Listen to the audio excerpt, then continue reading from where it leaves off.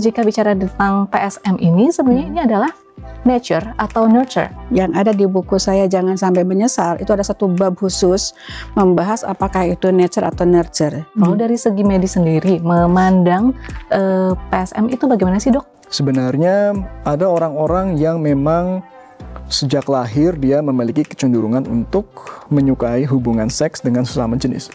Sehingga itu dianggap sebagai suatu orientasi seksual.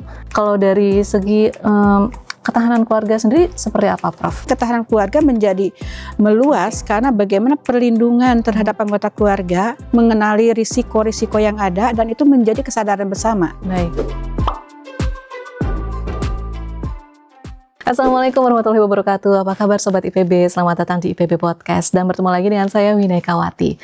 Sobat IPB, jika di IPB Podcast sebelumnya kita sudah berdiskusi terkait dengan perilaku seksual menyimpang dengan Profesor E. Sunarti, yaitu dari segi ketahanan keluarga. Nah, pada IPB Podcast kali ini kita juga akan membahas tentang perilaku seksual menyimpang. Namun kali ini ada tambahannya, yaitu dari perspektif medis atau kesehatan. Untuk itu sudah hadir bersama kita di sini dua narasumber yang sangat luar biasa. Yang pertama adalah Profesor E. Sunarti, tentu saja, karena kita akan melanjutkan ya obrolan kita sebelumnya. Beliau adalah guru besar dari Fakultas Ekologi Manusia, dan ada tambahan narasumber satu lagi, yaitu beliau dosen dari Fakultas Kedokteran IPB University. Langsung saja kita sambut Dr. Widya Eka. Apa kabar? Alhamdulillah. Apa kabar, Dok? Apa kabar, Prof?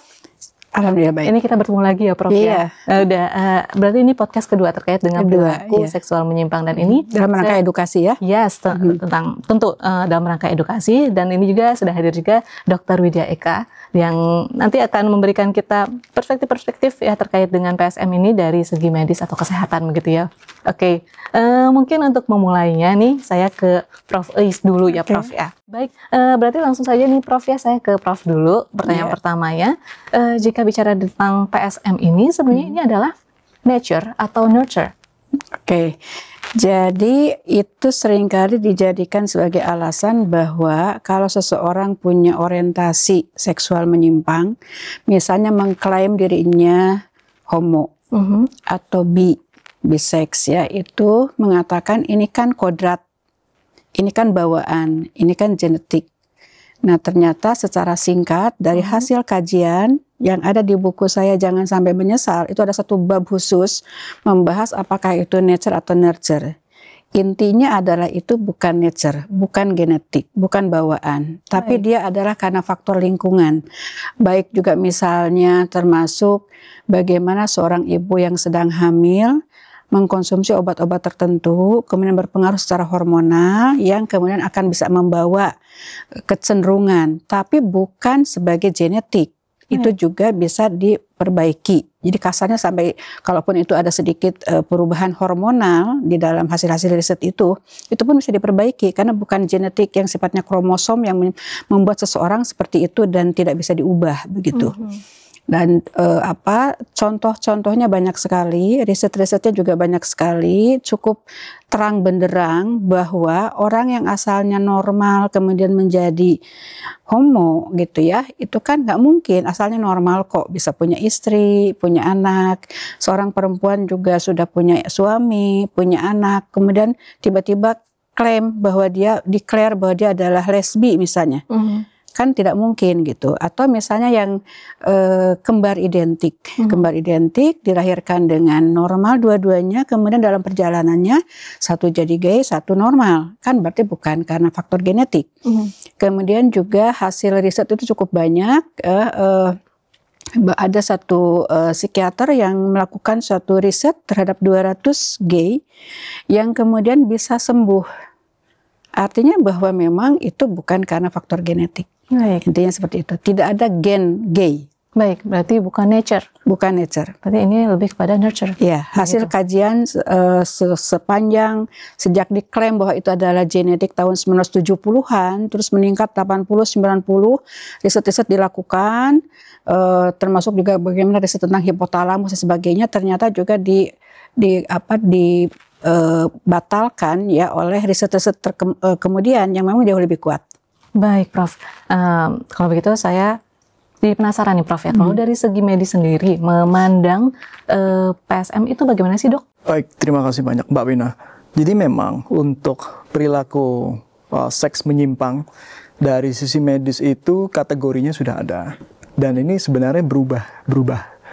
Kalau kita lihat pertama kali dibuat dalam bentuk manual diagnostik dan statistik untuk dari mental disorder, cakupannya sebenarnya lebih luas. Salah satunya adalah bagaimana di dalam situ tercantum tentang homoseksualitas. Kemudian seperti tadi Prof. Ois bilang, di tahun 70-an muncul tuh klausul bahwa sebenarnya ada orang-orang yang memang sejak lahir dia memiliki kecenderungan untuk menyukai hubungan seks dengan sesama jenis. Sehingga itu dianggap sebagai suatu orientasi seksual dan bukan suatu mental disorder. Akhirnya dikeluarkan dari DSM tahun 1974. Kemudian berkembang lagi, mulai terpisah antara apa yang disebut sebagai perilaku seksual menyimpang dan orientasi seksual. Sehingga sampai sekarang ini dipertahankan. Jadi ada perbedaan nih antara perilaku seksual menyimpang dengan homoseksualitas. Baik. Nah, sementara kalau di Indonesia sendiri, kalau kita buka di PPDGJ istilahnya ya, Pedoman untuk Diagnosis Gangguan Jiwa, tahun 93 yang masih kita pakai sampai sekarang, itu sebenarnya kata homoseksualitas masih ada. Walaupun dia sudah menjadi sub dari suatu ketidaknyamanan atau gangguan pada identitas gendernya, kurang lebih seperti itu, identitas gender dan identitas seksual. Artinya ini penting bagi kita untuk mengetahui bahwa saat ini yang dipegang oleh dunia kedokteran bahwa yang disebut dengan perilaku seksual menyimpang itu terbatas pada gangguan-gangguan seperti misalnya pedofilia, eksibisionisme, kemudian voyeurisme, froteurisme, apa saja itu semua. Jadi pada prinsipnya adalah batasnya ketika seseorang memiliki perilaku seksual yang menyebabkan atau yang mencapai hasrat atau kepuasannya itu tanpa concern dari objek seksualnya. Misal kita pedofilia, anak-anak dianggap belum cukup dewasa untuk mengambil keputusan sendiri, dia tidak bisa memberikan concern. Kok dijadikan objek seksual oleh seseorang, maka itu adalah penyimpangan. Gitu. Kemudian juga binatang, bestiality. Bagaimana kita mendapatkan concern dari binatang, dia suka apa enggak diperlakukan seperti itu. Nah itu. Tetapi kemudian karena homoseksualitas itu dianggap sebagai orientasi seksual, dan ketika perilakunya adalah orang dewasa, misalnya laki-laki sama laki-laki dewasa, dianggap masing-masing memberikan concern sendiri-sendiri, itu kemudian dikeluarkan tuh dari perilaku seksual menyimpang. Saya pikir ini penting menjadi concern karena apa? Ke depan kita nggak tahu nih masa depan kita seperti apa. Artinya ini akan sangat berkaitan dengan sosial budaya politik. Bayangkan, saya tidak akan heran kalau ke depan kita akan di layar TV kita akan melihat iklan-iklan propaganda LGBT. Misal seperti itu. Dan ini sudah sangat umum di negara-negara maju. Kita ambil contoh Liga Inggris. Ketika ada pemain bola yang disponsori oleh ada bendera pelangi di sini, dia tutup. Kemudian apa yang terjadi? Diskors. Nggak boleh main 2 pertandingan sama selama 6 bulan harus mengikuti kuliah tentang LGBT, inklusivitas dan sebagainya. Nah ini yang hal ini memang belum umum di Indonesia, tapi kita akan jumpai seperti itu. Barangkali karena misal ada kita dipimpin oleh seseorang yang kemudian orientasinya adalah LGBT, misal seperti itu. Tentu kebijakan-kebijakan di bawahnya akan berubah. Saya pikir ini akan menjadi sudut pandang dan bahan diskusi yang menarik. Baik, berarti kalau di Indonesia sendiri memandangnya itu bagaimana? Memang kan kalau kita lihat secara negara per negara itu ada beda-beda pandangan begitu ya. Tetangga kita aja Thailand sudah beda sekali gitu kan pandangannya terkait dengan hal ini.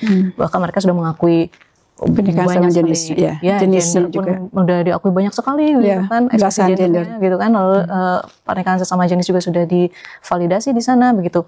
Sedangkan kalau di Indonesia sendiri tuh kita melihatnya seperti apa sih? Tadi dokter menyebutkan bahwa homoseksualitas dicabut karena dianggapnya ada apa namanya konsen antara kalau mereka sudah dewasa begitu. Sedangkan kalau misalkan kita sendiri gitu ya melihatnya gitu dari segi ya adat ketimuran kita, kemudian juga dari segi ya kita tidak bisa lepaskan juga bahwa Indonesia ini negara dengan mayoritas Muslim, begitu otomatis kan ada aspek religius yang nggak bisa kita lepaskan ya dari kehidupan sosial kita begitu. Memandangnya seperti apa dengan keadaan global gitu, dan kita refleksikan di Indonesia ini sendiri sepertinya harusnya seperti apa gitu. Silakan mungkin kepada dokter boleh. Baik, terima kasih. Kalau ketika kita membicarakan hal itu, tentunya kita namanya ilmu kedokteran, basisnya adalah sains. Yeah. Kita punya beberapa posisi di sini. Satu sisi adalah kita sebut saja sebagai ekstremis gitu ya. Katakanlah, ini hipotetik ya. Katakanlah ada sekelompok orang yang kemudian menganggap bahwa semua orang yang memiliki orientasi seksual berbeda, dalam hal ini LGBT, harus dimusnahkan. Katakanlah seperti itu di satu kutub.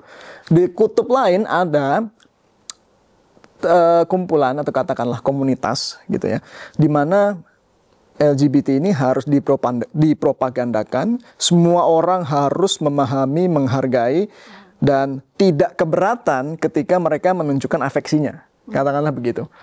Maka harusnya kita sebagai institusi akademik atau katakanlah sebagai dokter, tenaga medis, ahli, ketika kita berpatokan pada sains, harusnya ada di tengah-tengah. Okay. Di mana itu di tengah-tengah?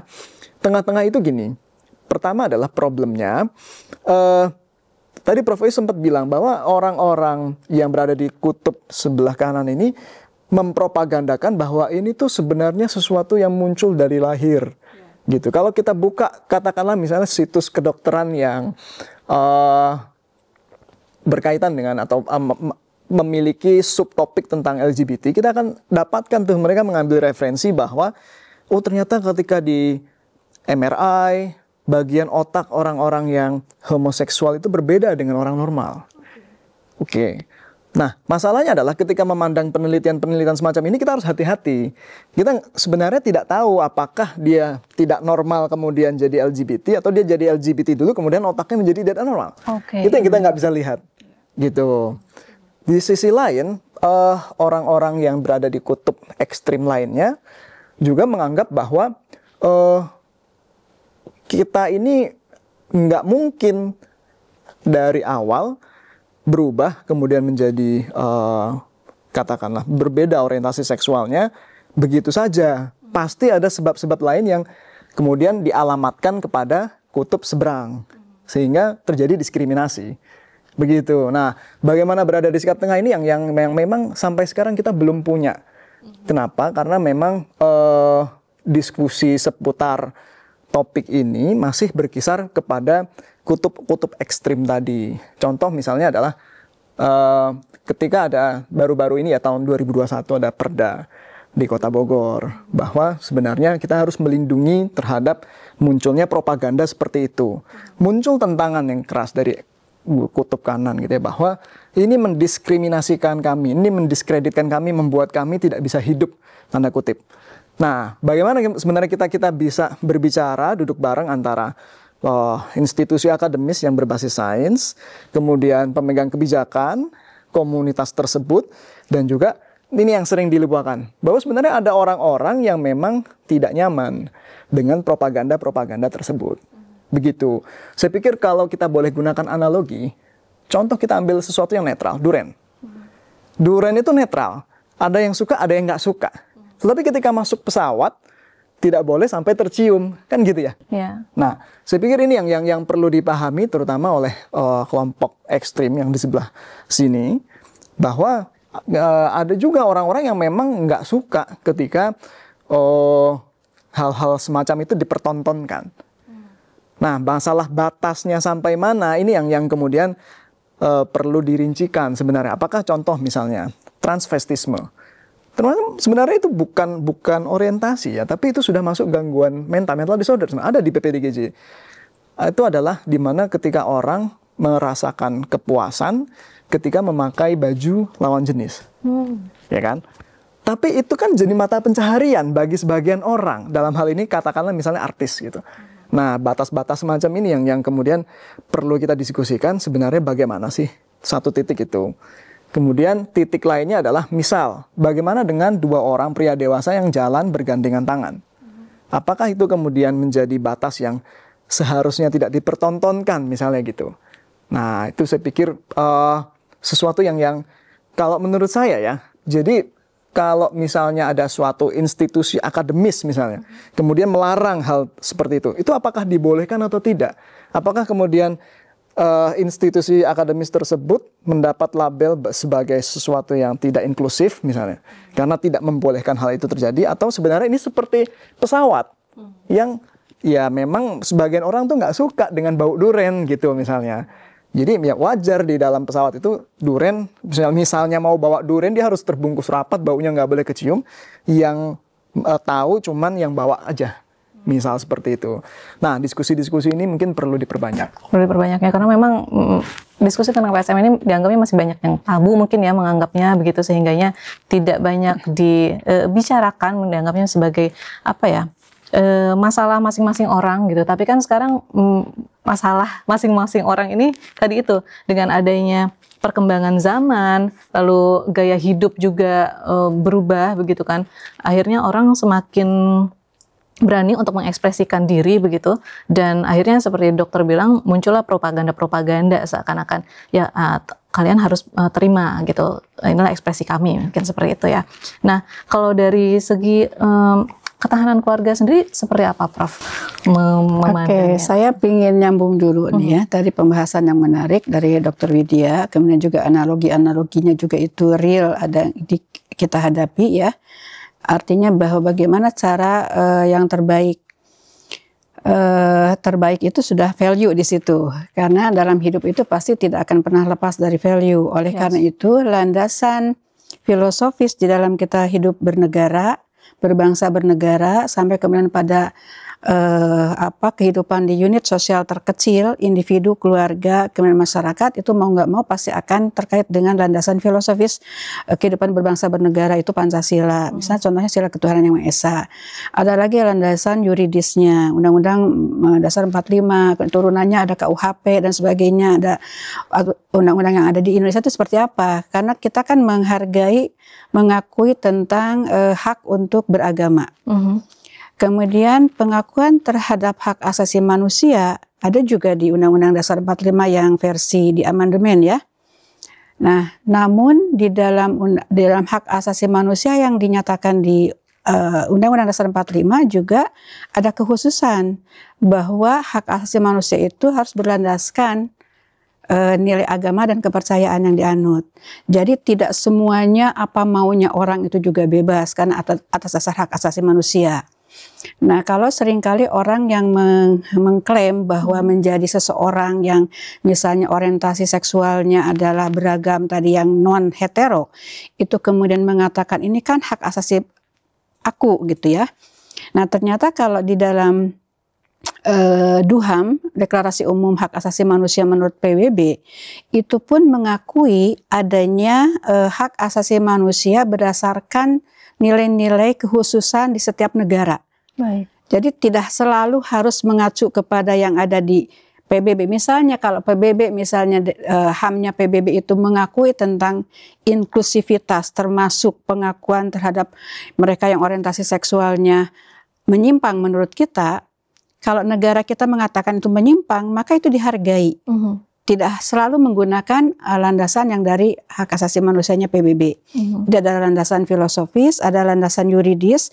Di kita ada landasan teologis yang tadi berdekatan dengan filosofis, kemudian landasan sosiologis secara umum, dan kemudian juga nantinya adalah landasan-landasan empirik dari bagaimana sebetulnya dampak dari misalnya perkembangan ini terhadap kesehatan, kemudian perkembangan penyakit tertentu, kemudian juga biaya yang harus di-cover oleh pemerintah untuk pengobatan penyakit. Jadi bukan hanya semata-mata itu adalah hak asasi individu. Jadi kalau tadi misalnya ada yang suka tidak suka terhadap duren tadi, asal jangan baunya muncul, ya. Tapi ternyata tidak cukup di situ. Ketika kemudian si yang pembawa ini dia kena penyakit, dan penyakitnya apalah akibat dari apa yang dia bawa, kemudian tidak bisa di-cover oleh dirinya sendiri karena berdampak kepada keluarganya dirugikan, masyarakat dirugikan. Atau misalnya kita kehilangan seseorang yang harusnya menjadi manusia, insan yang berkualitas, jadi pelaksana pembangunan, tapi menjadi sakit, bahkan menjadi beban, itu juga harus dilihat gitu ya. Jadi artinya bahwa tidak ada yang betul-betul sebagai sesuatu yang hak asasi itu yang tidak akan berdampak, karena hak akan selalu berkaitan, terkait dengan kewajiban. Hak akan terpenuhi ketika kita memenuhi kewajiban. Nah, jadi hak tentang concern misalnya. Ini menarik nih, saya pikir juga nggak tahu nih hari ini kita bisa selesai atau nggak bahas ya. Jadi sexual concern itu adalah pada dasarnya kalau secara makna, orang kalau melakukan hubungan seks suka sama suka, ya memang hubungan seks harus suka sama suka, nggak boleh ada yang dipaksa. Tapi dia harus dalam ikatan perkawinan yang sah dengan pasangan yang sah. Nah, tapi konsepnya sexual concern yang ada di global value sekarang ini adalah siapapun tanpa harus melihat di dalam ikatan perkawinan. Selama itu adalah ada concern, maka dia tidak boleh dianggap sebagai kekerasan, dia tidak boleh dianggap sebagai kejahatan. Ini yang sebetulnya kita minta kepada MK waktu itu melakukan judicial review, ada ketentuan. Jadi kalau yang namanya bukan hubungan seks yang sah secara sah, ya heteroseks di dalam ikatan pernikahan, harusnya sih ada larangan. Namun larangan itu semangatnya bukan untuk menghukum orang, tapi lebih kepada memandu orang. Ada loh hukum di Indonesia ini, sehingga orang menjadi hati-hati di dalam berperilaku. Kalau sekarang kan yang KUHP lama itu dilarang cabul sesama jenis terhadap anak, orang dewasa terhadap anak. Antar anak boleh dong. Pada anak itu 18 tahun, itu udah mahasiswa tingkat 1, kadang-kadang bahkan tingkat 2, nggak ada hukumnya. Terus kalau misalnya antar orang dewasa, selama itu adalah suka sama suka, nggak ada hukumnya.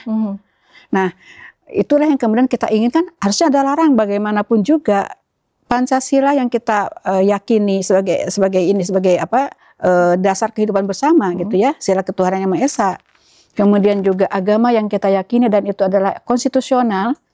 Tidak ada yang menyatakan itu boleh seperti itu. Walaupun secara teknis mungkin bagi Islam dan Muslim dan mayoritas di Indonesia aturan lebih ketat, lebih detail dan harus dihargai kan mayoritas. Nah, jadi artinya bahwa hal-hal seperti ini perlu diedukasikan supaya jangan sampai gitu ya, kalau yang ekstrim kiri tidak sampai membumi hanguskan, tapi harusnya adalah melihat mereka adalah saudara kita yang harus dibantu, karena ternyata mungkin karena satu dan lain hal, karena tidak tahu, karena tidak paham, atau karena asalnya terjebak kemudian jadi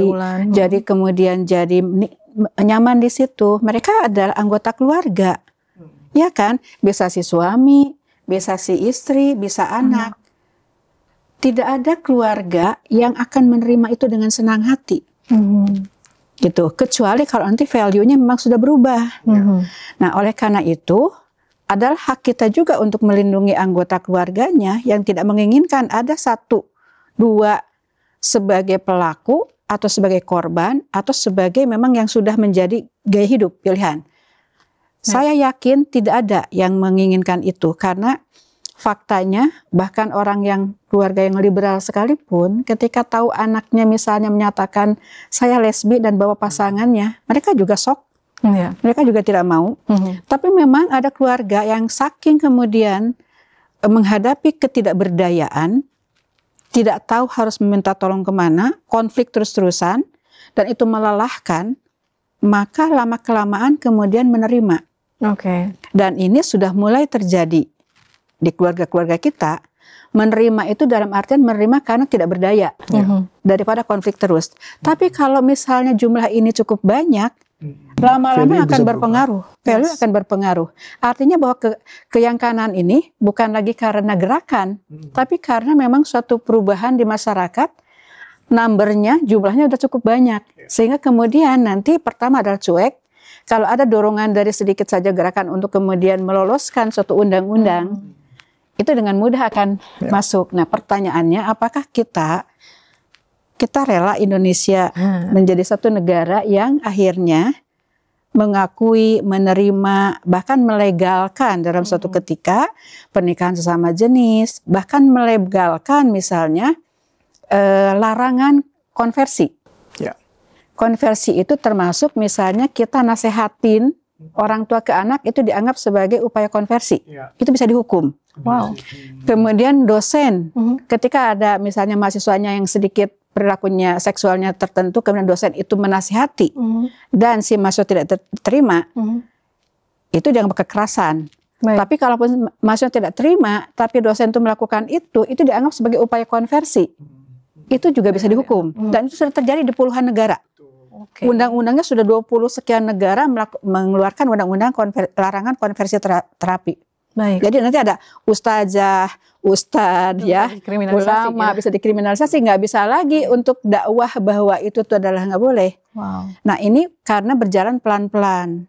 Oleh karena itu, memang kita harus secara masif kan ini bergerak di level bawah, di individu-individu, ya, di keluarga, di masyarakat yang baik karena misalnya dia bukan karena gerakan, bahkan karena penularan, persepsinya berubah, nilainya berubah, itu akan sangat kebayang di satu titik jumlahnya akan cukup banyak. Dan kita tidak menginginkan itu. Ya, tentu kita inginnya tetap ya nilai-nilai Indonesia gitu ya, dari dulu value yang memang. Oleh karena itu, kalau tadi pertanyaannya bagaimana dengan keluarga dan ketahanan keluarga, maka menjadi agenda penting adalah bagaimana keluarga itu harus memiliki kemampuan mengelola sumber daya yang dimilikinya, mengelola masalah, ya, untuk mencapai tujuan. Itu harus punya kemampuan gitu. Itu dengan ketahanan keluarga. Jadi kalau masing-masing keluarga punya kemampuan itu, walaupun tidak ada jaminan ketika dia keluar, anaknya atau siapanya menghadapi lingkungan yang berbeda dan dia punya kekuatan yang untuk say no, untuk misalnya tiba-tiba diajak ini itu dan terjebak, peluang risiko itu cukup besar. Oleh karena itu kemudian ketahanan keluarga menjadi meluas karena bagaimana perlindungan terhadap anggota keluarga, mengenali risiko-risiko yang ada, dan itu menjadi kesadaran bersama. Baik, berarti memang ya menjadi sangat penting begitu ya peran keluarga juga. Nah, tadi saya ingin highlight terkait dengan ya adanya penyakit-penyakit juga yang bisa ditimbulkan begitu kan dari PSM ini. Nah, mungkin bisa dijelaskan, Dok, gitu, penyakit-penyakit apa aja sih yang bisa ditimbulkan dan ya mengancam begitu bagi orang-orang yang melakukan PSM begitu. Ya. Jadi memang perilaku seksual menyimpang itu kita ambil contoh misalnya bestiality gitu ya. Sama hewan gitu. Ketularan, penyakit-penyakit yang hanya ada di hewan. Ya. Banyak. Itu muncul di berita-berita luar biasa. Luar biasa. Ayam, kambing. Iya, tuh. Luar biasa itu. Dulu awalnya itu dari primata, orang hutan, tuh eksotik sekali kan gitu. Jadi wisata seksualnya biasanya dari orang luar negeri gitu ya. Datang ke Kalimantan, ke mereka. Apa yang terjadi? HIV dan sebagainya kan gitu ya. Nah, jadi memang sementara kalau pedofilia biasanya perilaku dari orang dewasanya itu yang kemudian menularkan penyakit ke anak-anaknya. Sementara di sisi lain untuk problem yang orientasi seksual, kita ambil contoh misalnya gay gitu ya. Itu memang 5-17 kali lebih tinggi mengalami infeksi menular seksual. Jadi ketika pengalaman saya waktu berpraktek di salah satu rumah sakit di Kota Bogor ini, memang 80% pasien HIV kita itu adalah gay. Saya pindah ke Jakarta, kurang lebih sama, angkanya sekitar 50-60%. Jadi memang betul bahwa salah satu bentuk kasih sayang yang bisa kita tunjukkan kepada komunitas, dari teman-teman kita yang orientasi seksualnya berbeda ini adalah menjaga bagaimana mereka tetap sehat. Sebenarnya itu. Gitu. Dan salah satu kuncinya tentu adalah bahwa perilakunya juga harus berubah karena itu merupakan perilaku berisiko. Gitu. Walaupun memang kadang-kadang ketika kita berikan alat kontrasepsi, katakanlah begitu, kadang-kadang kita juga mengalami semacam pandangan negatif gitu ya. Kenapa kok dikasih nanti makin gitu menjadi-jadi. Sebenarnya tujuan kita bukan itu. Tujuan kita adalah ternyata kita menyadari ada pergeseran dari kelompok pasien HIV yang berkembang dan ini uniknya adalah pada ibu rumah tangga. Tujuan kita sebenarnya melindungi itu. Karena ada juga orang-orang yang kemudian bisex gitu ya. Dia bisa berhubungan dengan laki-laki tapi juga masih berhubungan dengan perempuan atau istrinya dalam hal ini. Ini yang kemudian mencoba kita lindungi. Gitu. Nah, ini yang saya pikir salah satu bentuk perhatian yang bisa kita berikan adalah akses terhadap kesehatan. Tentunya orang yang mengalami penyakit begitu ya dikarenakan tadi orientasi seksualnya yang bukan heteroseksual dan juga dari PSM tadi, itu pasti menurunkan ini dong kesejahteraan hidupnya dia, kualitas hidupnya dia. Betul. Dan ini paling kita amati pada pasien muda. Pasien muda yang paling sering sebenarnya adalah orang-orang yang pernah mengalami pelecehan seksual di masa kanak-kanak. Karena memang untuk dari virus HIV masuk sampai dia berkembang menjadi AIDS, sindrom yang sangat berat, itu sebenarnya butuh waktu lama tuh. 5-10 tahun. Artinya ketika dia datang 20 tahun kondisi AIDS, setidaknya dari usia 10-15 tahun ini sudah pernah terpapar. Gitu. Ini yang kemudian patut menjadi pertanyaan karena memang ya itu tadi mau tidak mau harus kita akui walaupun secara global LGBT dianggap sebagai suatu orientasi seksual, namun ketika dia melakukannya kepada anak-anak itu kan sebenarnya sudah berubah, sudah jadi pedofilia sebenarnya. Gitu. Ini yang dan itu hubungannya erat. Gitu. Ini yang sayangnya tanda kutip masih belum banyak terungkap di kita. Ini yang kemudian perlu kita gali dan perlu kita carikan solusinya. Baik, Ada fantasi sedarah sekarang ya. bagaimana? Fantasi sedarah. Wow. Ya, komunitas sedarah itu juga. Itu luar biasa.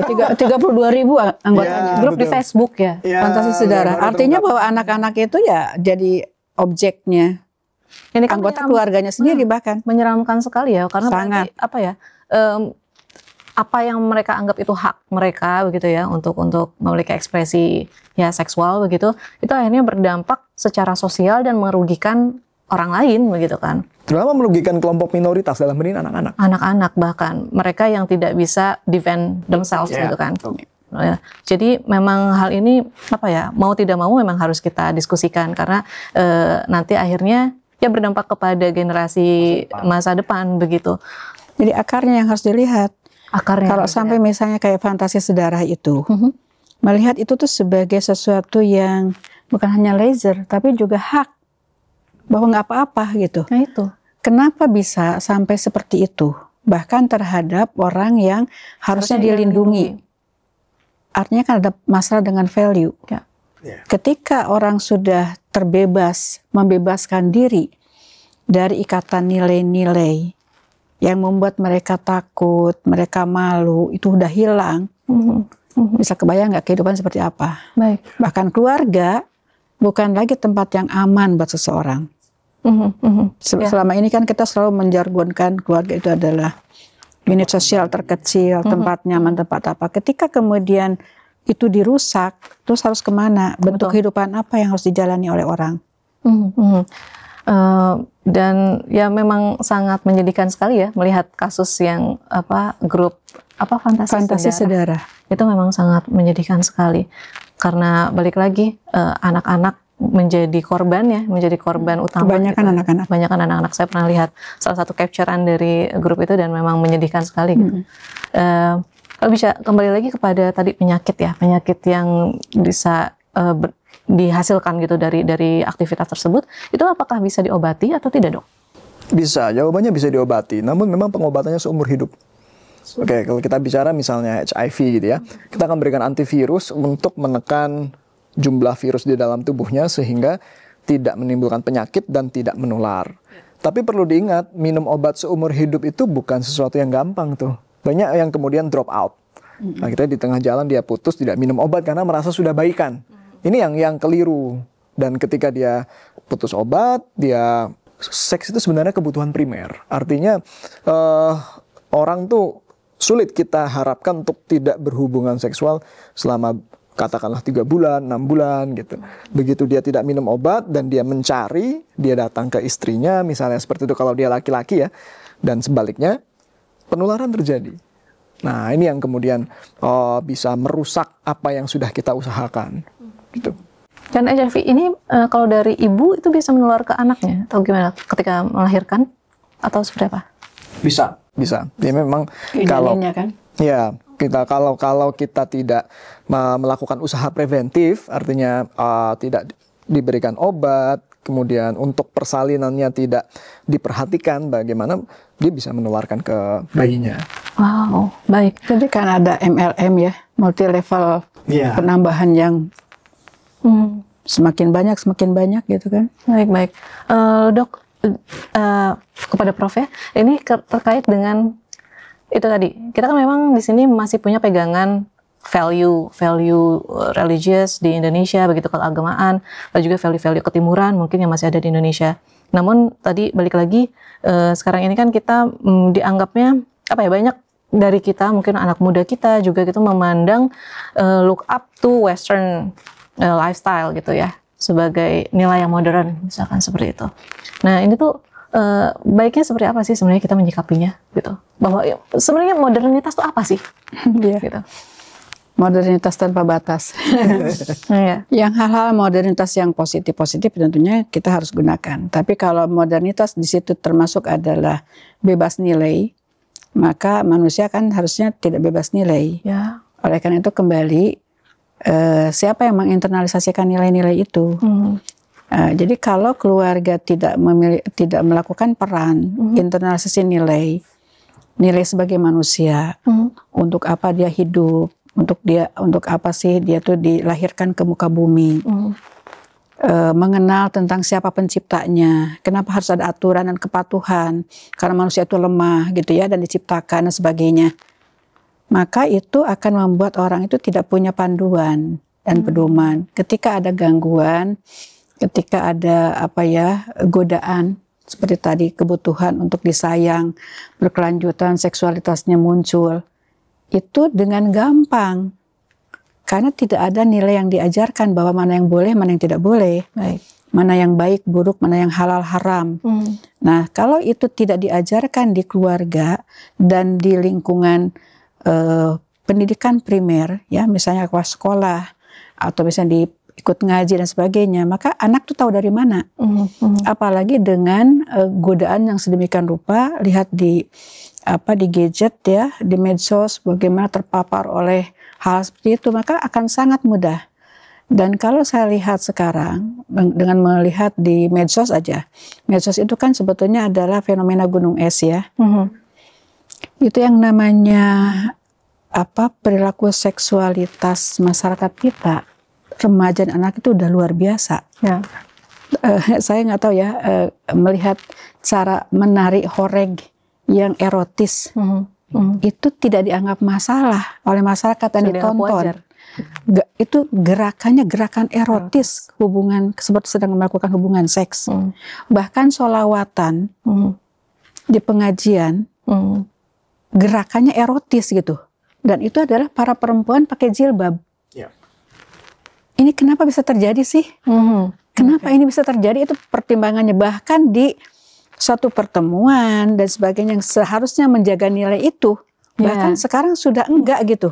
Nah, jadi menurut saya ini patut mendapatkan perhatian semua pihak. Sebetulnya bentuk kehidupan apa sih yang kita inginkan? Harus bagaimana caranya? Dan seluruh pihak itu dari mulai keluarga, masyarakat, kemudian pendidikan formal, non formal, informal tadi termasuk keluarga, dan bagaimana pemerintah punya peran yang sangat kuat di sini. Ya, ini yang harus disuarakan oleh mereka-mereka, kita akademisi yang concern tentang peradaban itu seperti apa, peradaban madani dan sebagainya itu harus seperti apa. Kan kalau ini terjadi, yang namanya Indonesia Emas nggak akan tercapai dong, karena anak-anak aja terganggu. Dengan joget-joget yang erotis itu, maka konsentrasinya, sumber dayanya juga akan terambil untuk tidak melakukan produktivitas yang sifatnya untuk ke inovasi, ke teknologi, dan kualitas-kualitas hidup yang seharusnya dicapai gitu. Baik. Oke, berarti memang jika Ya, ini juga sih saya jadi agak speechless juga gitu, Prof. Tadi karena Prof mention terkait dengan ya ternyata ada juga ya, maksudnya fenomena gitu di masyarakat kita yang tadi saya bilang ada ketimuran, nilai-nilai religius, gitu, tapi ada yang ya akhirnya membelokkan itu untuk tadi mungkin ada dan adanya. Kalau saya boleh mengatakan itu kan fenomena gunung es ya, cukup banyak dan sudah mengganggu. Ya. Indikatornya cukup kuat untuk mengatakan kita concern dengan gangguan terhadap pembangunan manusia berkualitas. Baik. Sekarang saya balik lagi tadi terkait dengan penyakit juga ya, penyakit. Jika ada mungkin di antara kita atau orang-orang yang kita sayangi begitu mengalami tadi penyakit-penyakit tersebut, apakah ada semacam apa ya hotline atau mungkin pusat gitu yang bisa membantu mereka, yang apa sudah ada oleh pemerintah kah atau bagaimana, atau masih semuanya berjalan secara ya inisiatif individu saja untuk berobat gitu ke rumah sakit? Oke. Terkait masalah pengobatan, saya tertarik dengan Prof. Ais tadi menyebutkan masalah terapi konversi ya. Jadi benar Prof, memang kalau seorang dokter, psikolog, kemudian dia menyarankan hal-hal semacam itu, memang kalau di barat dia bisa dicabut izin prakteknya. Gitu. Jadi persekusi itu sebenarnya tidak hanya kepada komunitas saja, tapi juga kepada profesional-profesional yang kemudian mencoba untuk memegang prinsip-prinsipnya, katakanlah begitu. Gitu. Di Indonesia kita belum jumpai fenomena semacam itu. Kita masih relatif lebih mudah untuk kemudian menyampaikan apa yang menjadi prinsip-prinsip kita, gitu. Bukan tidak mungkin ini berubah di masa depan. Ya, kalau saya udah pernah kasusnya. Oh gitu? Iya, disu kemudian dia kalah. Wow. Karena gerakan untuk itu ada pendukungnya dan supportnya. Ya. Enggak dilanjut. Ya, ini informasi penting nih. Artinya memang jadi kita jadi bisa memetakan ya kita bagaimana kita harus bersikap dan sebaiknya. Dan namun kalau memang ada misalnya orang tua atau keluarga concern dengan hal-hal semacam itu, untuk hotline khusus sebenarnya belum ada. Ini akan menjadi inisiatif individu. Tetapi kalau kita mau komprehensif, memang yang pertama kali harus kita lakukan adalah memastikan bahwa tidak ada yang disebut dengan disorder of sexual development. Itu dulu. Karena memang disorder of sexual development inilah yang kemudian genetik nih.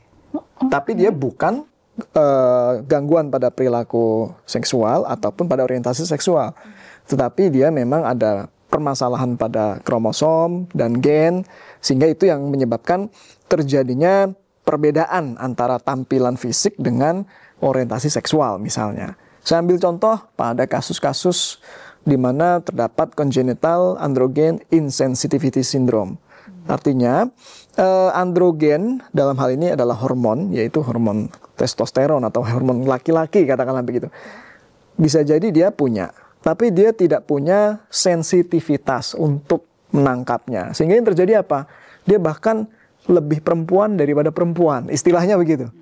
Karena padahal dia laki-laki. Tapi dia akan muncul sebagai seseorang individu yang tampilan karakteristik seksual eksternalnya adalah perempuan. Tapi kalau kita lihat di dalam, kita ambil jaringan tubuhnya, ini sebenarnya laki-laki. Gitu, secara mikroskopis gitu. Artinya hal-hal semacam ini memang harus disingkirkan. Karena kalau kita kemudian tidak memberikan treatment yang sesungguhnya, memang dia nggak balik nanti tuh. Gitu. Tapi kalau kita bisa berikan, ketemukan penyebabnya, kemudian kita bisa berikan terapi, sebenarnya bisa kemudian walaupun tidak semua bisa diobati sebenarnya.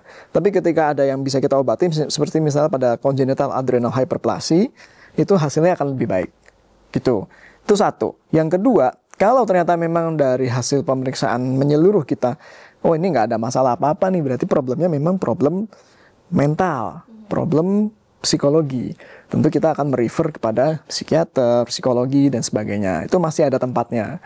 Nah, cuman memang yang paling penting adalah, sekali lagi, kuncinya sebenarnya kalau memang orang tua ingin memegang prinsip-prinsipnya, tentu dia juga harus memberikan edukasi yang baik. Saya beri contoh, Paling gampang itu adalah dari survei Litbang Kompas, perokok di laki-laki dewasa yang merokok di Indonesia ini 70% lebih. Bisa dibayangkan orang tua ngasih nasihatnya sambil merokok gitu, bilang bahwa kamu harus mengendalikan dirimu, sementara dia tidak bisa mengendalikan impulsnya terhadap rokok. Nah, hal-hal semacam itu yang mungkin perlu kita pertimbangkan kembali. Begitu, Mbak Wina. Jadi ya kita ketika mengedukasi juga ya harus menunjukkan dengan sikap yang sesuai, yang tepat begitu. Role model. Role model gitu. Role model. Karena anak itu kan paling mudah untuk mengkopi ya, mengkopi perilaku kita gitu ya, Prof. Ya betul. Nah, ini sebenarnya obrolan kita masih sangat menarik sekali, masih ada banyak gitu ya, kayaknya yang ingin digali begitu kan ya. Namun kita sudah di penghujung waktu juga, jadi ya landasan kita melakukan diskusi ini juga memang balik lagi ya, karena cinta gitu, bukan karena adanya kebencian pada satu komunitas tertentu atau seperti apa, itu tidak ada. Karena kita ini pada dasarnya ingin ya tuh melindungi generasi masa depan Indonesia, begitu kan, kita ingin bersama-sama bisa mencapai masyarakat yang madani begitu, sehingganya ya karena tidak bisa ditepis juga bahwa perilaku seksual menyimpang itu banyak ruginya ya, banyak ruginya gitu kepada orang-orang yang melakukan itu, dan saya rasa dengan diskusi ini mudah-mudahan juga bisa menjadi membuka pintu-pintu untuk diskusi-diskusi selanjutnya, agar kita ya menemukan titik temu yang memang agak tricky mungkin ya untuk menemukan titik temu, tapi ya siapa tahu ke depannya kita bisa bersama-sama menemukan solusi yang baik untuk semua pihak begitu kan, dan tetap berpegang teguh kepada nilai-nilai yang ada di Indonesia tentunya, nilai-nilai yang ada yang diusung oleh Pancasila. Demikian Sobat IPB, dan terima kasih kepada Prof. Ais dan juga Dr. Widya Eka sudah hadir di IPB Podcast. Baik, demikian Sobat IPB, saya Winnie Kawati dan seluruh kru pamit undur diri. Sampai jumpa. Wassalamualaikum warahmatullahi wabarakatuh. Waalaikumsalam warahmatullahi wabarakatuh.